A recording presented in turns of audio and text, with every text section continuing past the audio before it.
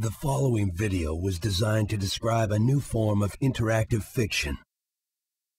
For the consumer, it all starts with a character named Colin Mayhew. One of the things about a robotic action is the way the legs work. In the 1950s, a young man named Colin Mayhew is involved in an automobile accident. Though the accident is minor, it shapes Colin's decision about what he would do with his life.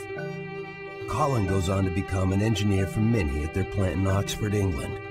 It's there that he begins working on a project that he had dreamed of since the accident, building a robot sophisticated enough to prevent traffic accidents, repair vehicles, and make the roads safer.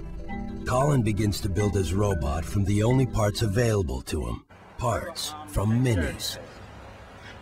In 2001, Colin begins robot testing in a remote location outside Oxford. Okay.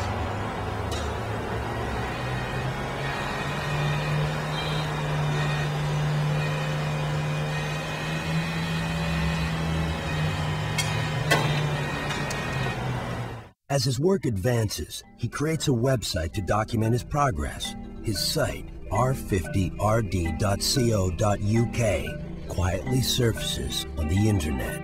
After a while, it becomes a topic on a few message boards, and news of Colin's robots moves along at a modest pace. Then, all hell breaks loose. Word of Colin's breakthrough spreads to more mainstream websites, and soon, his site is receiving hundreds of thousands of hits. As more and more people dig for information and debate the authenticity of his work, the sheer number of visitors is literally crippling Colin's site. Meanwhile, another development is taking place. 6.1 million copies of an excerpt of a book are being distributed through magazines and newsstands. Men of Metal, eyewitness accounts of humanoid robots. Written by freelance journalist Roland Samuel, Men of Metal documents the unexplained sightings in Oxford, England. As people read the book, they discover accounts by eyewitnesses, pictures of footprints found near the sightings, and sketches. In one instance, a man is driving home late one rainy night when he loses control of his vehicle. Just as the car is about to leave the road, he is rescued by something he can't describe. But what makes his story even more interesting is that he managed to snap a picture. In researching the sightings, the author finds out about Colin Mayhew and his interest in robotics. Colin becomes the lead suspect. The book leads readers to dig deeper on the web. They are rewarded. A site called the Oxford Incident Sightings page is found. It documents recent sightings of robot-like creatures on the streets of Oxford, England. The site is independent of Colin Mayhew and Roland Samuel and appears to corroborate other eyewitness reports. People dig deeper to find out more about Colin Mayhew.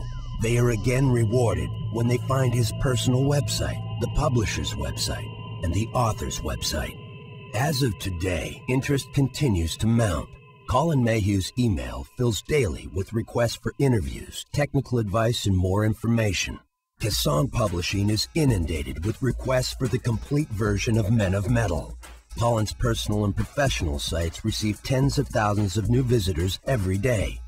And the debate rages on between the believers and the non-believers. Through it all, Colin Mayhew remains silent. Visit r50rd.co.uk.